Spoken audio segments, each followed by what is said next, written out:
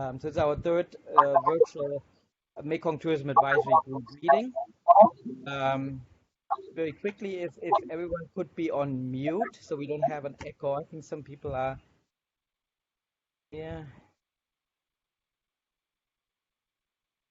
Be great. So yes, so thank you for joining. We're using a new system this time, so we're still trying to learn how that all works. But supposedly it should have good performance and good security.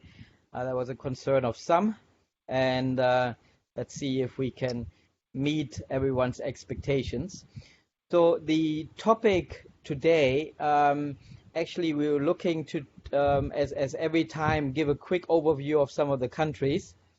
And then also we'd like to hear from some of the people on the call, some of the initiatives that are happening within the private sector, the public sector, and also some developments as it relates to the region, as now some of the countries are opening up. So the restaurants are opening up, domestic travel is slowly starting. Hopefully there won't be a second wave that things close down again. So just kind of have a little bit of a discussion around that. And then also we're going to talk about a few initiatives that we're looking to launch with Mekong Tourism. And then finally, we have Chris Imbsen from WTTC, the World Tourism Council here, who's calling in from Madrid to give a quick update on what WTTC is seeing and doing globally on tourism. So I think it's a good checkup now since our first call, which is I think already like a month ago, I think, when we started our first call. So quickly, I think we'll start with going some of our countries. So we have Cambodia, Laos, Myanmar confirmed. Vietnam had to cancel last minute, and I'm not sure about Thailand. But also Mr. Ton from my office will give a quick update also what we're seeing in addition to the country updates, because he's managing our Corona update page or pages on our website. So he's doing a lot of research always and seeing a lot of the initiatives that are going on. So maybe we'll start with Cambodia, Ministry of Tourism Cambodia. In Phnom Penh, we have Mr. Phearom, who is a member of the tourism working group from the ministry.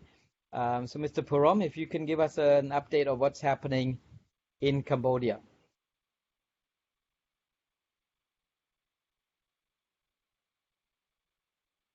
I think you have to unmute yourself. Let me see if I can do it. Hear me? Yes, now I can hear you. Yeah, good afternoon all. I'm Phearom, Director of Planning Ministry of Tourism. So this is my first time, to join this important meeting. But first of all,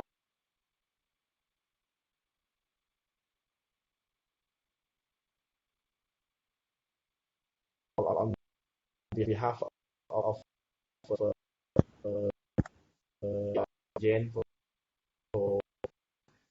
on the tourism, in Cambodia regarding to the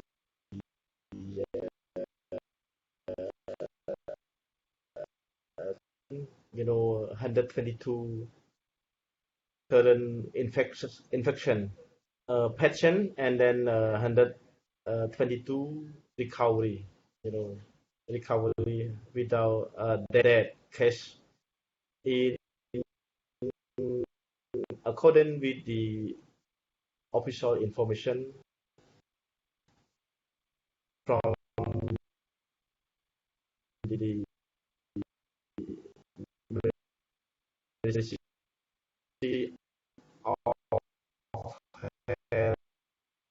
of Cambodia in the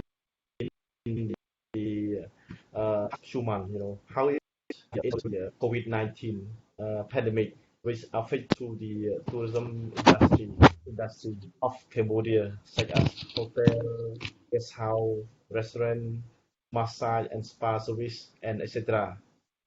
Like travel agency also, the entertainment business also, and the karaoke business. All the things, are affected during the COVID-19, and it have been complete, suspended their business temporarily so far, and this negative impact has been being made by around the 46,000 people unemployed, within the 42% of the total job in those services. And by this situation, the Ministry of Tourism of Cambodia has been established a measure of all tourism industry in order to prevent the COVID-19 outbreak in as follow. The decide to suspend, not allow the international tourists to enter, and then the issuing the instruction of the according with other measure of the Ministry of Health in terms of the protection in the prevention of the COVID. The third, the Ministry of Tourism of Kingdom of Cambodia has been preparing the action plan in compliance with their short and long-term measure, as well as for the strategic destination, the responsible tourism development. And I hope that in short-term measure, crisis management and the maximum negative impact reduction of the COVID-19, it means that this means the COVID-19 free country with no uh, single death caused by the virus.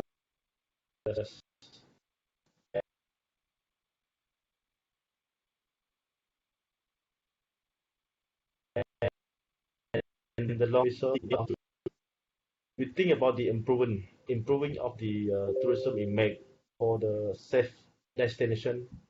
Second, we are thinking about the encouraging the international tourism movement, and then we think about the engagement of the tourism promotion and connectivity to the market. And the last one, we are thinking about the establishing the corporate tourism industry,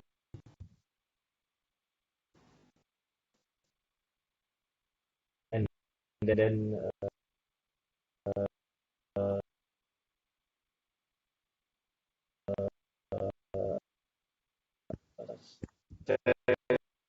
strengthening the tourism channel. So especially the policy of, but in some small tourism, no, small the restaurant they are open, but the way they we are wearing the face mask, and the between of the sitting to met in between, but still open for the new for the small restaurants of it. So thank you.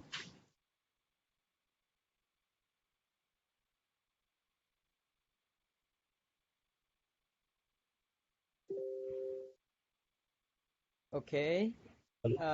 Yeah. Thank you, Mr. Phearom. I know, I think there's some internet issues, but I think wanted to see if there are any questions from any of the participants as it relates to Cambodia. You can ask your question directly if you have a question. We have a small group. Oh. Yes, I'd like to ask a question, two questions, please, if possible, to Cambodia. The first one being about their revised visitor arrival targets for 2020. And the second question is, when does Cambodia expect to allow international visitors to enter the country again, please? Thank you.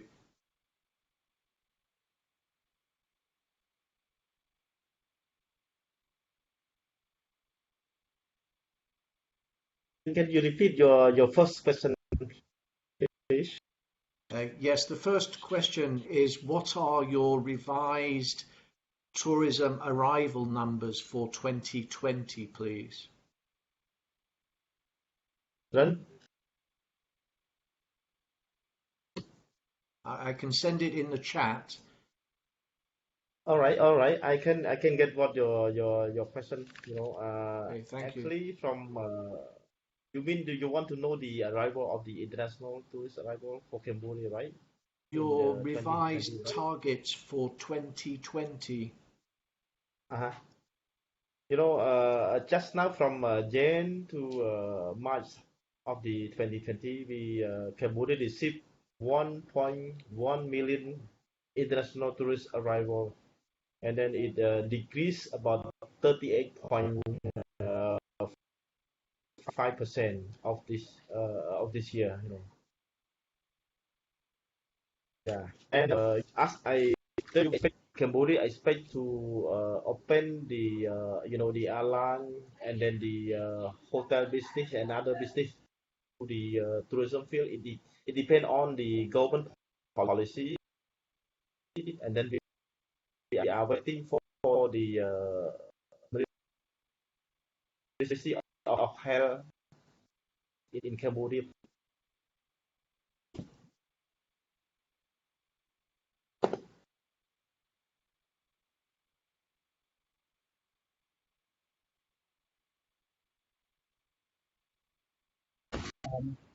Thank you, Mr. Phearom. So maybe, Stephen, we can take the question offline. I think there's some connection issues as well, so we can maybe email and see if we can get some better connection than with All right. you. Okay. Yeah. Mm-hmm. Are there any other Yeah. questions for Cambodia before we move on?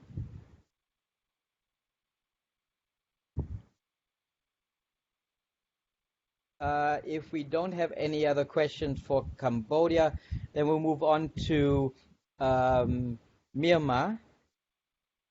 Oh, Laos, sorry. I get my alphabet wrong. So next is Laos.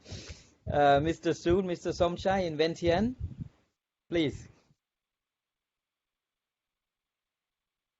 You have to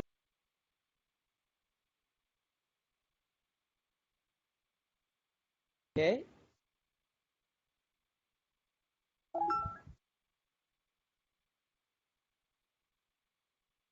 We cannot hear you yet.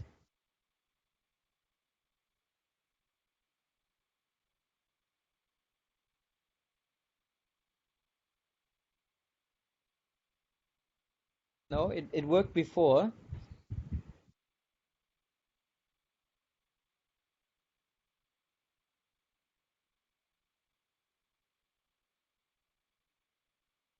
Try again.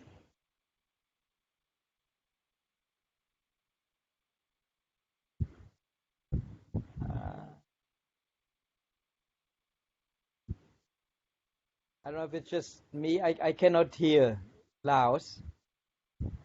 Anybody else can hear Laos, or is it just me? No. No. Okay. Mr. Sounh, try again. No. Maybe we'll come back to Laos. We'll try again a little bit later. Maybe. Yes. Oh yeah. Maybe come back to Laos later. Yes. Now we can hear you. Okay, good. Yes. Yes. Go ahead. Soon. Yes. For Laos, we as other member country in Laos, we also affected by COVID-19 for the tourism industry. But our government try to have to recover after the COVID-19. We try to have to promote first for domestic tourists. Yes. Could you hear me? Yes, I can hear you. Yes.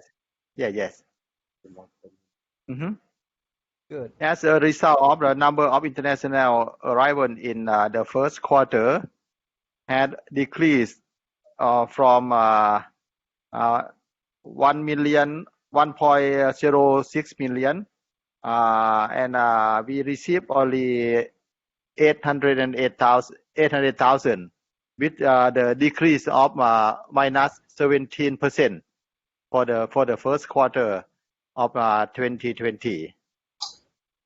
And we expect at the end of the year, it might be also still minus, because up to now, we know that the international checkpoint still closed for tourists, but open only for the truck, for the good transportation, as well as for the domestic and international experts who are working in Laos.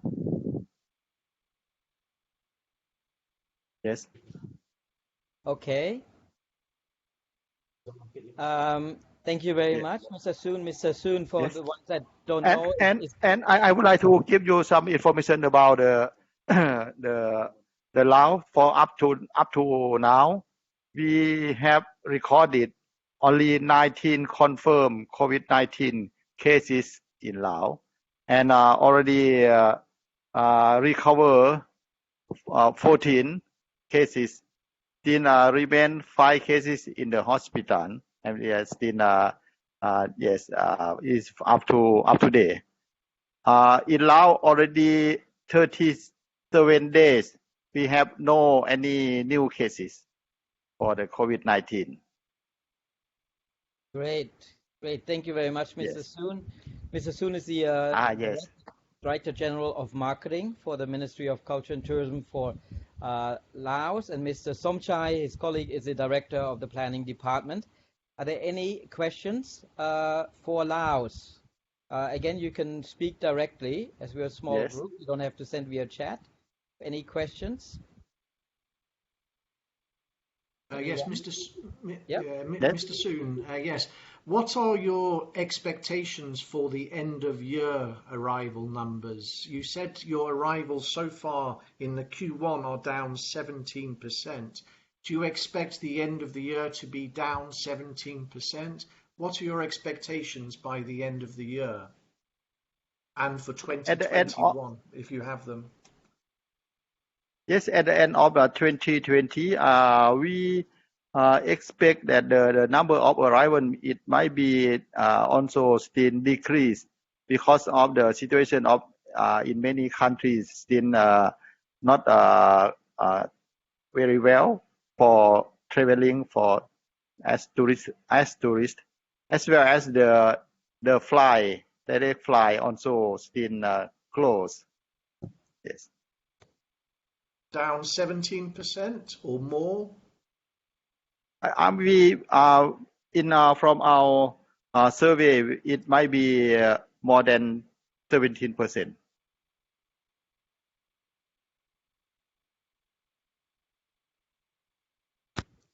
Okay. Any other questions? Yes. Okay. If there are no more questions for Laos. Okay. If you have questions, we are very welcome after that. Yes. Great. Thank you. We can facilitate any questions. Good. Yes. So, I have one question here on the chat. I'll just read that out. It's from Richard. Some countries are looking to position themselves around safe tourism. Are there any specific proposals for Laos?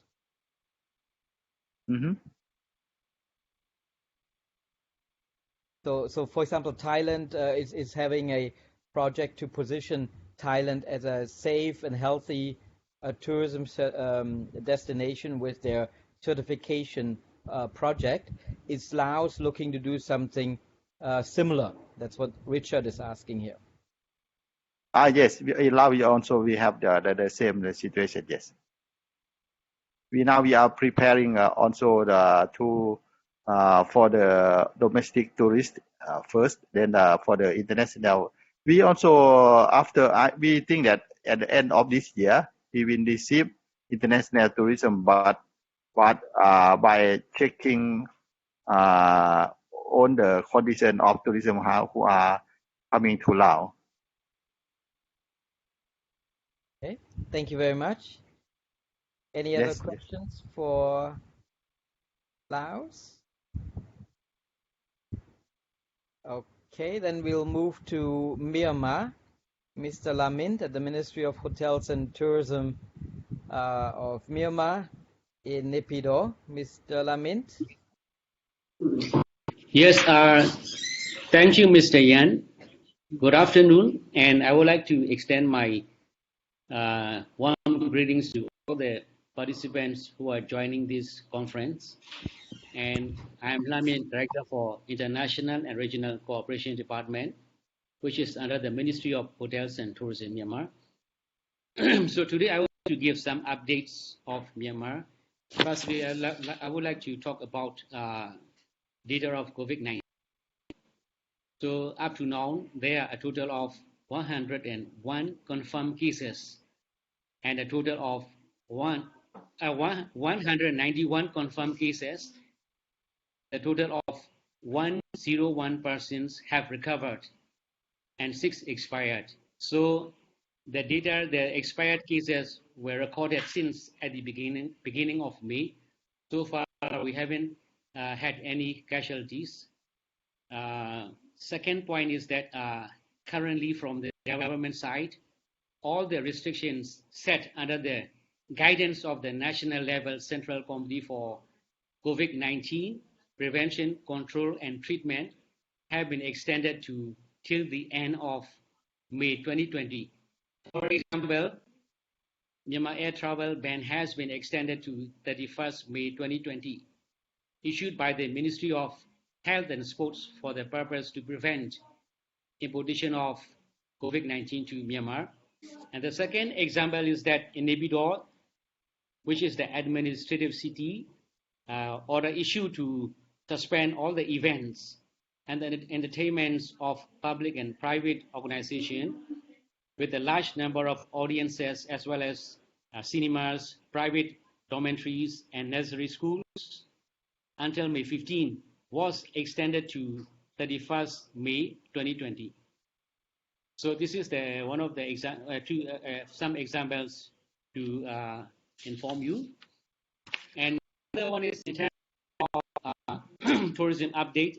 The Ministry of Hotels and Tourism has an emphasis on encouraging the development of domestic tourism in post-COVID-19, and also encourage to promote inter-ASEAN travel.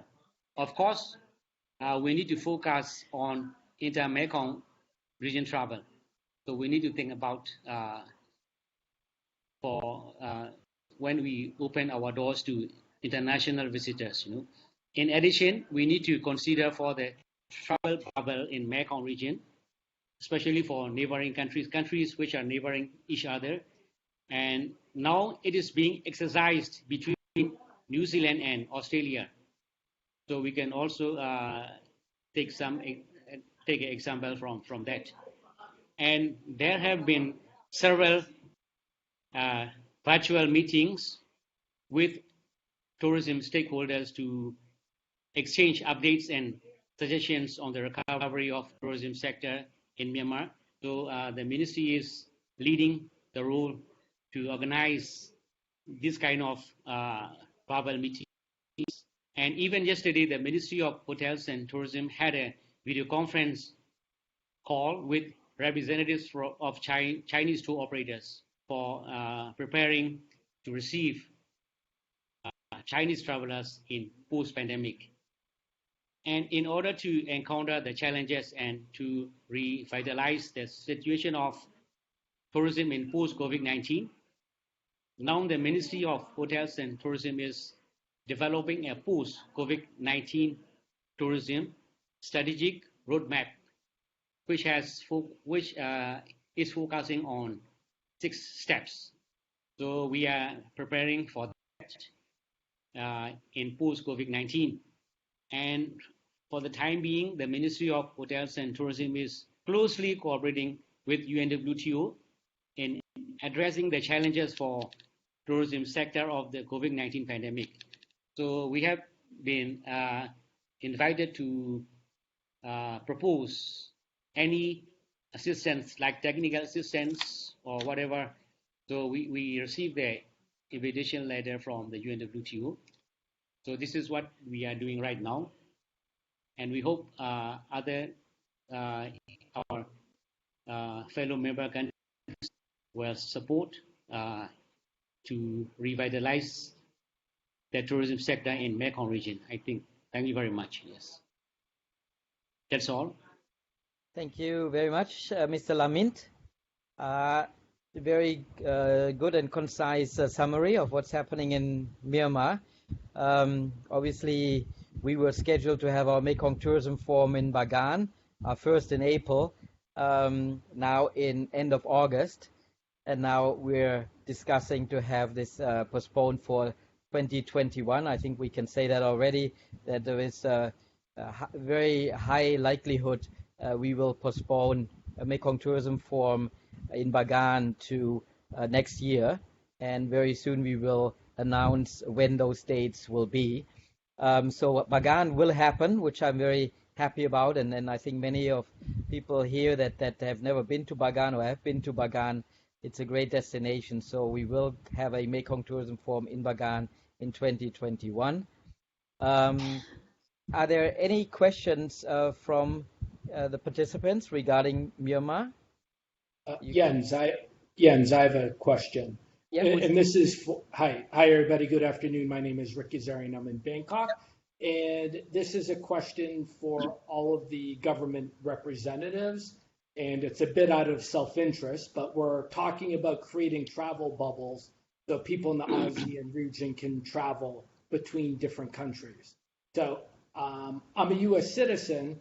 I haven't been in the U.S. since December. I've been in Thailand, but I am not a Thai citizen.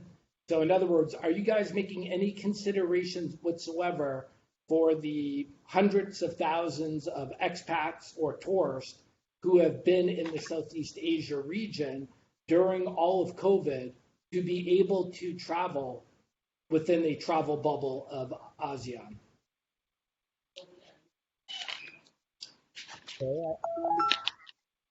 I don't know who wants to answer that, Mr. Myint or Somchai, Mr. Phearom. Yes, this is the good suggestion, and I also proposed during my discussion, and we are what I would like to mention is that we have already held a meeting, ASEAN Tourism Ministers meeting. This meeting we discussed about Indian travel, ASEAN travel. So on that, we ASEAN member countries need to develop the standardized form, So this is for the health insurance. So when this form can use every single ASEAN countries, this is what we are doing and what we are going to do. So travel bubble is especially from neighboring countries, from like Myanmar to China or Myanmar to Laos, Myanmar to Thailand. We can start to exercise this system, which is being exercised in New Zealand or Australia. So if we have, but the most important thing is that we don't need to have quarantine when we exercise this travel bubble. So we need to discuss more details between the two neighboring countries, which we need to develop this system between the two neighboring countries. But we have to, I think, bilaterally or regionally to discuss, to find out how to promote this system, travel bubble. This is my point of view. Thank you very much, Mr. Myint. Laos or Cambodia want to add something to that?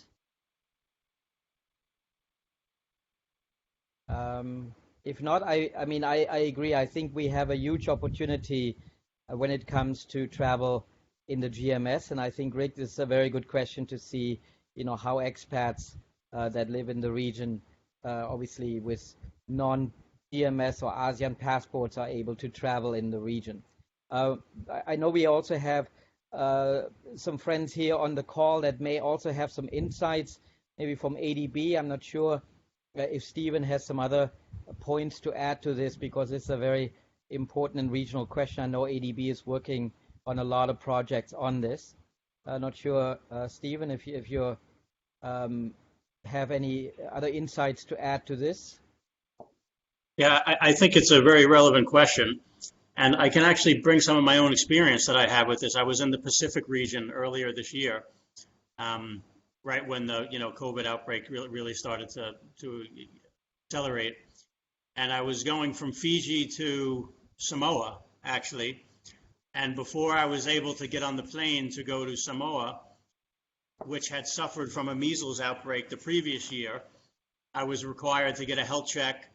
And then, I got on the plane. When we landed in Samoa, I had all my paperwork presented together, and I handed it over, and I was allowed to enter the country.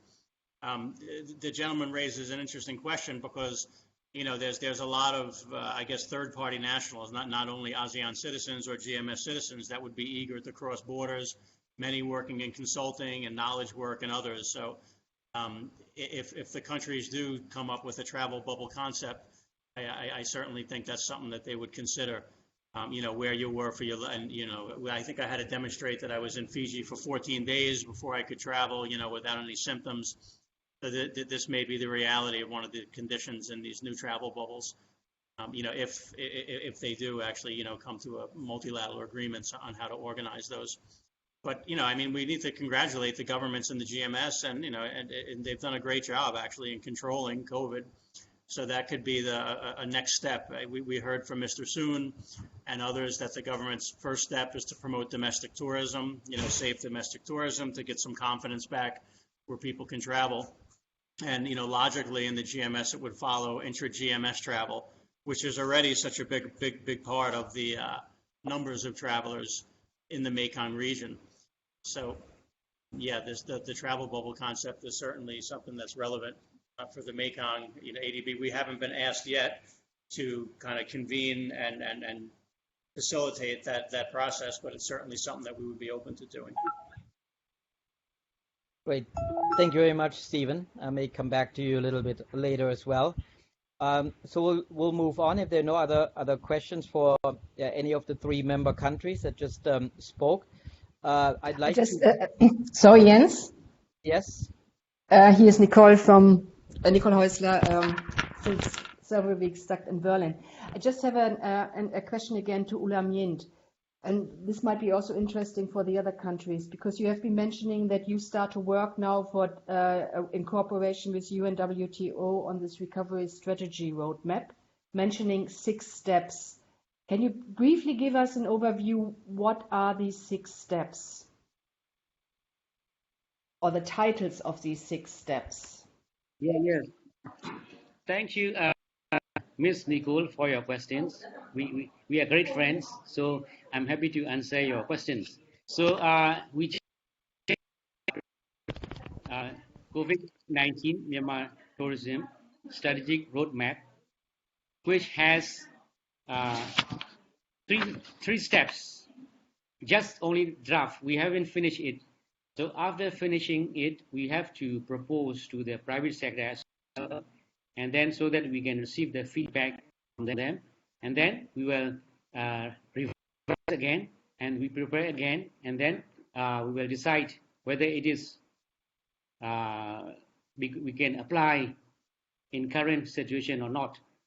So in addition to that, we received the letter from the UNWTO from the Secretary General of UNWTO, they sent a letter that they can provide any assistance for the any plan for post-COVID-19 in terms of to revitalize, to recover the tourism in Myanmar. So this is what they are proposed. And before we have already requested to UNWTO for the star rating system and also the SPA standard, or this is what we have already submitted to UNWTO to give us technical assistance before the COVID-19. So I think very recently we received the UNWTO, as I mentioned earlier, any assistance, technical assistance, which is good for Myanmar to recover the tourism, to revitalize the tourism. They will help us. So this is what we receive. So far, we haven't received anything yet. Okay. Just only the, yes. Thanks. Thank you, Mr. Lamint, and thank you, Nicole, for the question. I think we have one more. Stephen, Yes. quickly.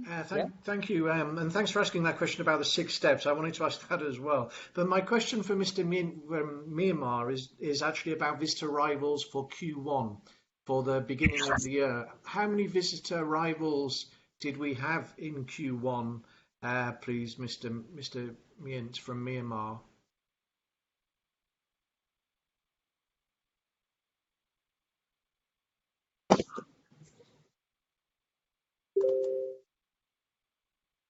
I think sorry. Yep. Okay, you're good. No, it's okay. I think from January to March, we received over 5 million visitors to Myanmar. 500,000 visitors to Myanmar. This is what we have received, and we estimate there's, compared with last year, the arrivals will be going down 7%. The amount is about almost 1.5 million at the end of 2020. This is just only the tentative data. If we can open our doors to the international community. Thank you. So sorry, did you say? Go ahead. Sorry, Stephen. go ahead. Yes, please. Sorry, did you say down 7%, 500,000 international arrivals? 0%. 70%, yes. 17. 70%. 71. 71. Okay. 70. Thank you. Thank you, Steve, for the question. Thank you, Mr. Lamint. Next, I'd like to ask Mr. Ton, from my colleague from Mekong Tourism Coordinating Office, to give a quick overview of what he's seeing, because he's updating, obviously, our Corona update pages. And as you could see, on the last call, we had China, Thailand, and Vietnam giving updates. This year was this call. It's Cambodia, Laos, and Myanmar. So we want to split it up a little bit, 3 by 3. But Mr. Ton gets some good information through his research. So I'd like to take advantage of giving you some of his findings as well, which is quite valuable. Mr. Ton? Thank you very much, Jens. So can everyone hear me, right? Yes, we can hear you. Okay, so I will give on Thailand and Vietnam on the general, initiatives and information regarding the tourism things. So start with the Thailand. First of all, recently Thailand just extend the international flight ban until 30th June, and also at the moment last week Thailand just unlocked and removed 4 countries, including China, Hong Kong, Macau, and South Korea, out from the danger disease zone. And next one, last Sunday, the Royal Thai government just launched the application called Thai Chana, which is sort of like the disease control and tracking platform to control the spreading of the coronavirus, as the curve in Thailand is going down now, and they want to retain the low numbers going on. And of course, right now, the number of visitor arrivals in Thailand are available in Ministry of Tourism and Sport website for the Q1. You can go to see there. It's available to download also. And in terms of the private sector, before going to the other private sector things, right now the Department of Tourism is also executing the impact treatment relief to the tour operators in the countries by giving back the refund which they pay before, but right now they just kind of like giving back the refund from the April 28 to 18 May. It's now ongoing process. You can also visit more or get more information on the Department of Tourism Facebook. It's on the top page, you can see. And the next one, two things from TCEP right now, the Thailand Convention Exhibition Bureau. They launched two recent initiatives. The first one, they launched the virtual meeting event space project for MICE entrepreneurs in the countries. And the second one, recently, just 2 days ago, they just launched the meeting venue guidelines, preparing for the next phase of unlockdown in Thailand. And then the recent campaign from Thailand, at the moment, Tourism Council Thailand is partnering up with Tourism Authority of Thailand and Ministry of Tourism and Sports to conduct the project called We Love Thailand to boost the domestic tourism after the post-COVID pandemic stuff. So quickly moving to the Vietnam, I have a couple points to updates. First of all, Vietnam has lifted their restriction on April 24 that the government allows and resume the domestic travel in the country, but it remains still the safety measurements and social distancing, the measurement as well. And also, on May 16, couple days ago, Vietnam Airlines and Vietnam Tourism Association is partnering up to launch the program to boost the domestic tourism. And it's the last thing, for Vietnam and Thailand. Recently, date back to the lockdown period. Thailand and Vietnam has launched the virtual campaign called Vietnam Armchair and Thailand from Home. So outbound markets and international travelers can travel through the countries from visiting their online website. So, and also the last thing from TAT, Tourism Authority of Thailand, and just launched the Travel Mart platform as well to help and to support the travel operators to come back and run their business again. So these are all quick updates from what I have seen. Thanks. Thank you, Mr. Ton. Good information there, and then obviously everything is also on our Corona update pages at mekongtourism.org. So moving right along, I want to give a quick update on two initiatives that we're launching with Mekong Tourism Coordinating Office.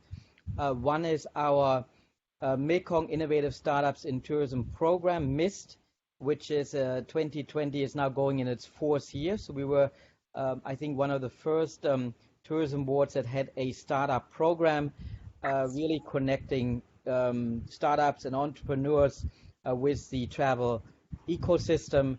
Now a lot of tourism boards, also including the UNWTO, have now their own startup program. UNWTO is doing very well, and we're also in partnership talk with UNWTO how we can combine efforts with that. So what we're doing actually today, I'm sending out the press release later on that we're opening up nominations for our 2 programs, which is the Travel Technology Ventures track and the Travel Social Impact or Social Enterprise track. Last year in October, we had a very successful Travel Startup Asia Forum in Bangkok, which featured the final pitches of the 2 categories. Also had speakers there from the former Minister of Tourism and Sports of Thailand, His Excellency Kun Virasak, and also the founder of Nok Airways, Kun Pati.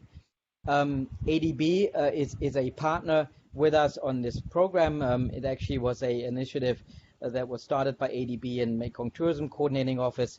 I want to ask Stephen, maybe just 1 minute, a quick comment on why it is important for us to continue with MIST, especially in these times. We had an advisory group call, I think 2 weeks ago, which is a very active and senior advisory group with investors and startups and tourism executives. Maybe Stephen, if you're still here, if you could give just a 1 to 2 minute quick comment on MIST and why we're continuing pushing this forward. Yeah. Thanks a lot, Jens. Firstly, we're very excited about our partnership again with Mekong Tourism Coordinating Office and others about the 2020 MIST program. You emphasize we'll look at both technology startups and social enterprises with an emphasis this year on resilience. We had a meeting with discussions of the MIST advisory board, and we went through an interesting process of talking about, okay, we need MIST for COVID or MIST for that. But everyone, as we talked through the meeting, many people recognize that many of the things that we were saying beforehand in terms of sustainable tourism, resilience, having the industry more inclusive, are things that we should have been doing maybe perhaps better all along. And this year we see that it's particularly relevant, this idea and this theme of resilience, helping to elevate both technology startups and social enterprises that can make tourism both more inclusive and more resilient here in the Mekong region. I think that's something that's going to be more emphasized in this year's MIST program. As you mentioned, it may in fact be an online event this year. We're hoping we can at least have some type of face-to-face contact by the 3rd or 4th quarter when you would have the final kind of pitching event. One of the innovations that we'll bring, which also came out of this working from home and online meeting arrangements, were actually in the past the MIST program would have what they call a boot camp, where they would bring many people together and there would be mentoring by some experts or investors or others. This year that'll be made available personalized online, with the finalists, with the entrants, whereby they can get some coaching and mentoring at times that are convenient for both the mentor and both the mentoree. So that's an innovation I think that you did a great job on building into the program this year. So that's it for me. I want to hear some of the other updates of what we have. I think you mentioned Chris has some news for us, so let me end there. Thank you. Thank you, Stephen. So hopefully all of you can help us that we get some great nominations from all the member countries. The second initiative that we're launching next week is a partnership with Mekong Institute.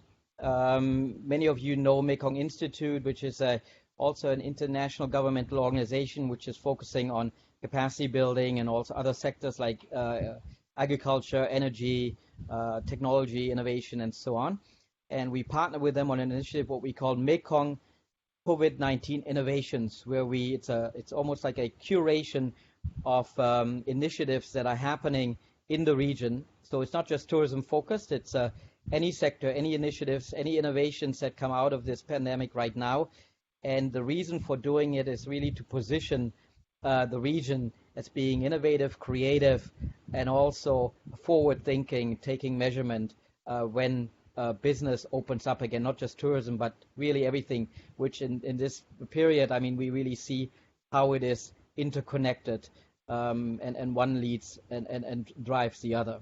So this is something that we're launching next week with Mekong Institute. For the media on the call, we will send out a press release very soon. We appreciate all your support in making sure and that we can get some great crowdsourced innovations there that will also then focus in a Mekong Stories book. And then Mekong Institute also will put together funding that we can interview these innovators as well, which I think will be very inspiring and interesting. So without further ado, I'd like to invite my friend Chris, who is still stuck in Spain, in Madrid. He used to be with the World Tourism Organization as the head of Europe, and has recently joined the World Travel Tourism Council, WTTC, as their head of stewardship, which I think initially was focused on combating over-tourism, and I think now is looking at how we're looking at under-tourism. So Chris, maybe if you could give us a quick update on what WTTC is doing, what you're seeing globally, and your recommendations for the Mekong region and what we should do.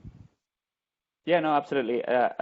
Thank you very much. And you're right. It used to be over tourism, and I was desperately looking for a solution during those few months where that was my task. And little did I know that the solution was right around the corner. So anyway, hello again from me, from a slightly more open Madrid. We are able to leave the house, which is nice, but we're not as open as the rest of Spain. So we're hoping to get there soon. I think it's good afternoon and good evening to most of you. It's definitely still good morning for the next 3 minutes to my good friend Jing, who's also in Madrid. I thought I'd just start with some numbers because they have changed since last time.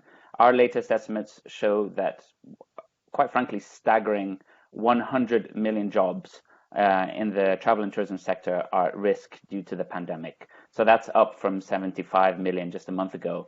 And in that same period, our estimates show a steep escalation in the economic loss to the world economy. So now we're looking at a $2.7 trillion hit to global GDP, which is up from 2.1 trillion just a month ago. So this is a very fluid situation. I think we're all reading the reports on the scenarios, and there's many ifs and buts, but even the most positive projections, let's just say it honestly, are quite dire.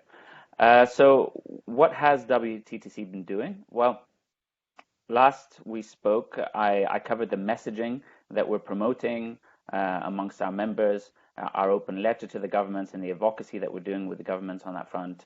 The collection of fiscal, liquidity, and worker protection measures in different countries for basically sharing best practice and giving inspiration. Also the work of our task forces and our Together in Travel campaign, and also the individual help that we give to our members. I was working specifically with one member on trying to help them repatriate their staff, which was stuck around on boats all across the world. I mean, quite remarkable situations. And certainly this is ongoing work, and it hasn't lost any momentum since it started. But in addition to this, the big advance since last time is that we have launched our recovery initiative. And at the heart of the initiative are just a few key principles. And they are, first of all, that we need to learn from the past.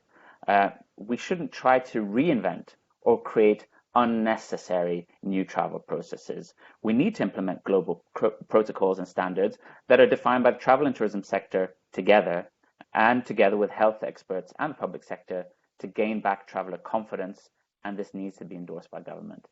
And we should really try to avoid creative solutions that are created in silos or just simply local standards, because this causes confusion. And we have to learn from the good experience. And then finally, and I think that has come through in all of this, it's coordination, coordination, coordination. We saw the opposite of that, I think, after 9/11. There were very slow processes, and the impact was noticed when you were traveling. In 2008, there was a much more coordinated approach via the G20, which was also a private-public platform. So accordingly, we've set up 4 working groups, and perhaps the biggest, let's say, change since last is the working group that we have on global standards for the new normal. So essentially, WTTC is creating concise protocol documents for at least 8 industries within travel and tourism. We already launched protocol or new standards for hospitality and outdoor retail. So that's 2 of the industries. And soon to come, we have aviation, airports, cruise, tour operators, convention centers, and MICE, car rental, and insurance. The protocols are divided into 4 pillars. It's rebuilding trust. Secondly, confidence in implementing enabling policies. Third, we have operational and staff preparedness. And 4th, ensuring a safe experience. So we have been carrying out this work with the private sector and key associations and international organizations. And we're quite delighted that we've managed to align them around these new protocols. It's a big piece of work. It means that they're fairly concise documents as well. And the idea really is, that we need consistency. I should also add that the protocols take into account the WHO and CDC guidelines. So excuse me, it's one of those odd situations of the new normal where my son has walked into the room and is desperately seeking my attention. Så, kan du se med Anna, vær så snill? No, Anna can't. I'm sorry. I'm not going to. Okay, don't take the door. Excuse me. I'm very sorry about that. So we truly believe that public-private cooperation and coordination is paramount. So both internationally and nationally. And to ensure an effective response and implementation of the necessary principles. So we are now in the process of calling on governments to embrace and stand behind the protocols so that they can be implemented globally. And this will avoid fragmentation, provide consistency and assurance for governments, the private sector, and travelers, and ultimately restore the much needed confidence that we need to restart the travel and tourism sector. The second piece of work that we're doing is coordinating the sector around a safe and seamless traveler experience. So the working group that we've set up for this has met a couple of times to discuss the principles for testing and tracing before and after the vaccine is available, as well as data sharing related to health certificates across suppliers. So essentially, there are 3 phases we're looking at. There's the before the vaccine, which is by integrating testing and contact tracing. After the vaccine, which is integrating the traveler health component to traveler information. And then there's the new normal, which goes beyond this. This is identity management, touchless processes, and so on.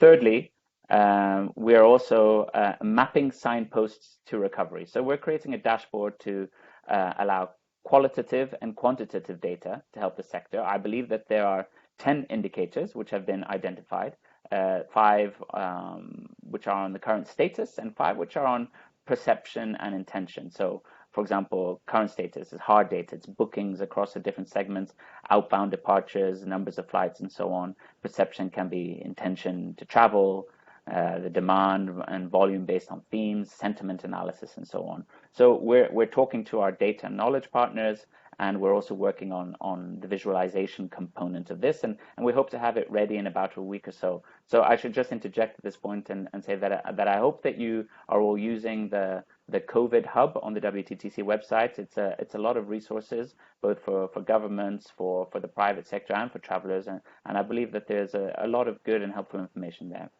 And finally, we are carrying out work now on what we call the future of travel, what the new normal will be. And this is about identifying current trends and drivers, including sustainability, destination stewardship, which I work more directly on, because I think there are some big questions around this as well, not just health and safety protocols, but really how do we make sure that we build a better tourism tomorrow, and then also how digitalization fits into all of this. And this report, we intend to launch it at the end of June. So you asked Jens there at the end, recommendations. I think that's probably a conversation we can, take or have through dialogue. But from the WTTC perspective, as I said, the recommendations are fairly standard across the whole world. It's about ensuring that everyone is working together, that these are, not new protocols and standards imposed from upon high, but that are industry driven, that they make sense to the industry in terms of implementation, and that they are then endorsed by governments. Thank you. Thank you, Chris. I think great update. And I think to your last point, I think this is why we created the Mekong Tourism Advisory Group, to really drive collaboration and have it be a conversation with all sectors from the industry, with a diverse group of individuals and professionals. Are there any questions for Chris as it relates to his update, WTTC? My son is happy to field answers as well. Good.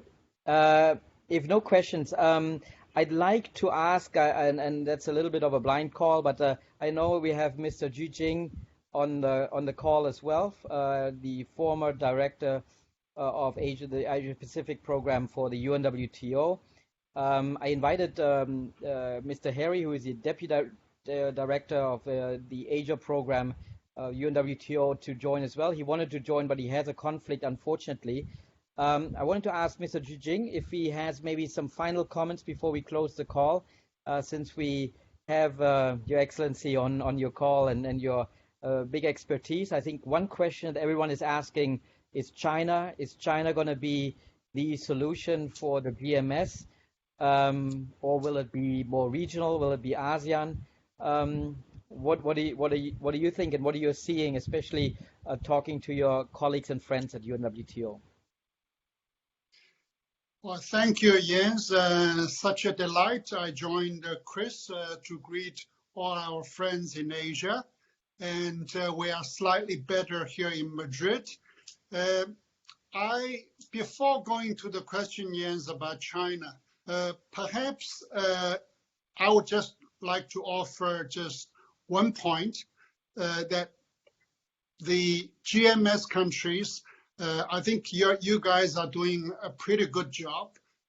We need to be crystal clear about what we need to do first in the short term, and then what should be the next in the medium term, and then, of course, the long term as well.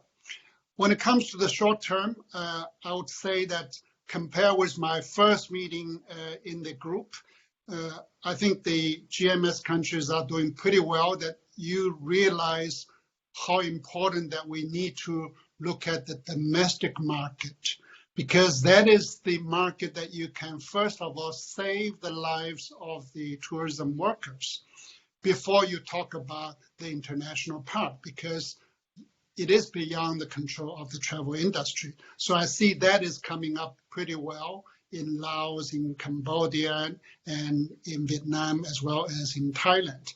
I didn't hear that part earlier in the meetings.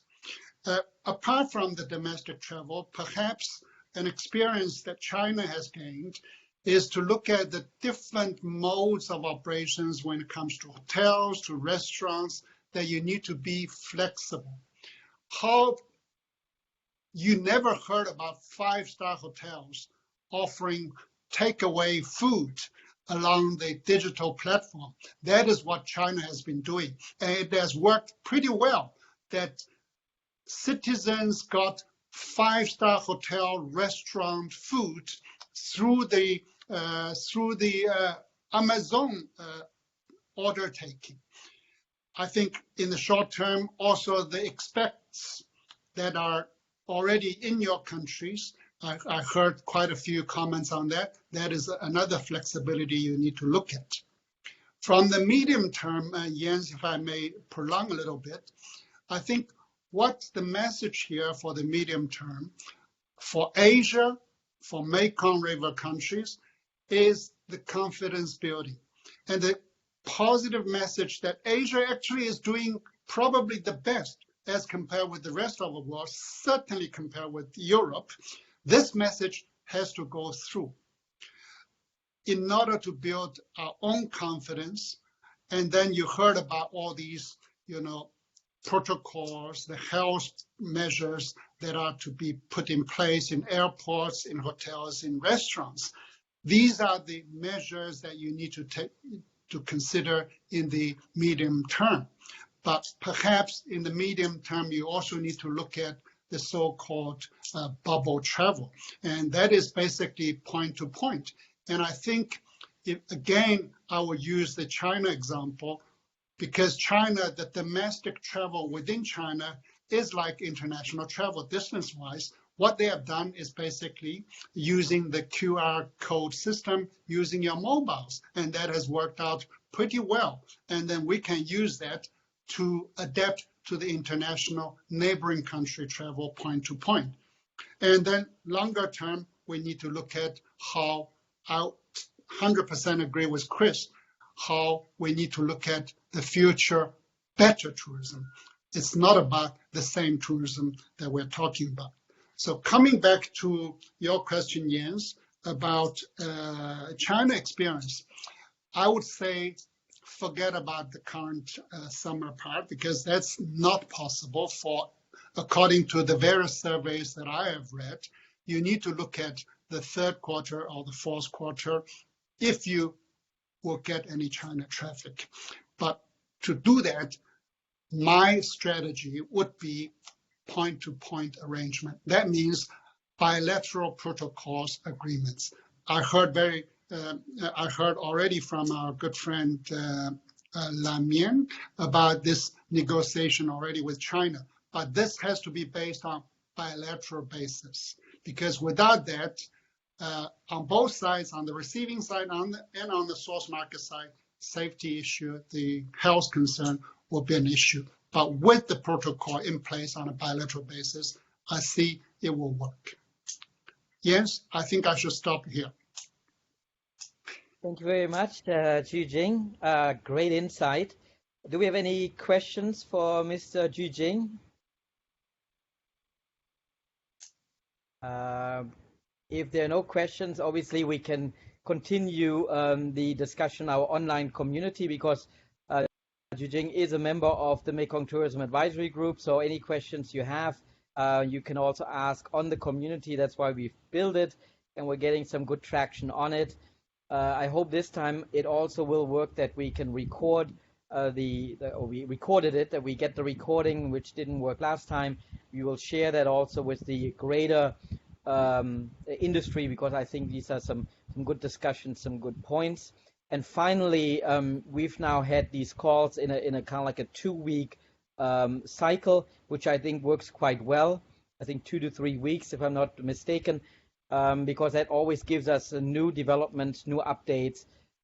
So what I'd like to hear, maybe you can post your thoughts on the community.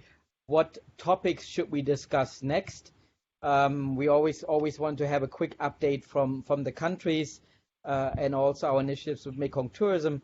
But then I think amongst ourselves have a discussion. It's good to have a focus and a theme that we can focus on, and potentially either from our group or from outside bring in an expert, So I think that's it. I mean, we are at 5:15 almost, which makes it a good hour call. As we promised, we wanted to keep it on schedule. So with that, I thank you again all for joining us today for this call. I think it was very productive. Again, please be active on the community, post your questions, share any thoughts or any other interesting initiatives that you see. Promote the MIST program. Also, if you haven't seen, since I still have, I think, 1 minute until 5:15, I'll use that. We have our Experience Mekong collection voting up for the showcases. We have 60 shortlisted companies, some amazing small responsible travel businesses, 10 from each of the countries, so equals to 60 companies. Some really great experiences that make the Mekong region what it is. So you can vote, anyone can vote, so please promote it. Go there yourself. You can vote for as many companies as you want, but for each company you can only give one vote. And watch the videos there, it's very inspiring. And then in the fall we will announce the finalists, and then we will, kind of with our advisory group and then a smaller group within, we will determine the 6 showcase winners, one from each country, which we'll then announce. We'll have to see when we will announce these businesses. So very exciting about that. Our Experience Mekong collection is getting some great traction. We just also launched a community. We'll look to have our first call with our members. We have 350 plus members and around, I think, close to 80 on the community now. So it's very exciting to build that brand, and I think that will accelerate also and help the recovery process for these small businesses, as many are struggling to survive. So this, I think this platform will be very important, and also it's quite unique. Even UNWTO, even before COVID-19, showcased the Experience Mekong collection as one of the best practices of initiatives aligned to the SDGs. The next thing is our Mekong Heroes program. So there's also a new program where anyone can nominate heroes. These are people that have really been instrumental in shaping responsible tourism in the region. This doesn't have to be, can be a minister, doesn't have to be a minister, can be a CEO, doesn't have to be a CEO. It can be anybody, it can be a teacher, can be a frontline worker, it can be an entrepreneur, anybody that really can be seen as a Mekong hero. So very exciting program. The MISS program we put live this week, so please also promote this, that we get nominations for the 2 categories, social enterprises and travel technology. And then finally next week we will launch our Mekong COVID-19 innovations program, which also Chris mentioned that innovations are important, but they need to be collaborative. So I think it's also a way, if any country sees initiatives that are being done in one of the countries, they might even help also drive innovation in one of the other member countries as well. So this is it for me. Again, thank you very much for joining, and please let us know what the topics are that you'd like to discuss next time, and then we'll see you in the community or on the next call. Thank you very much, and stay healthy. Take care. Thank you.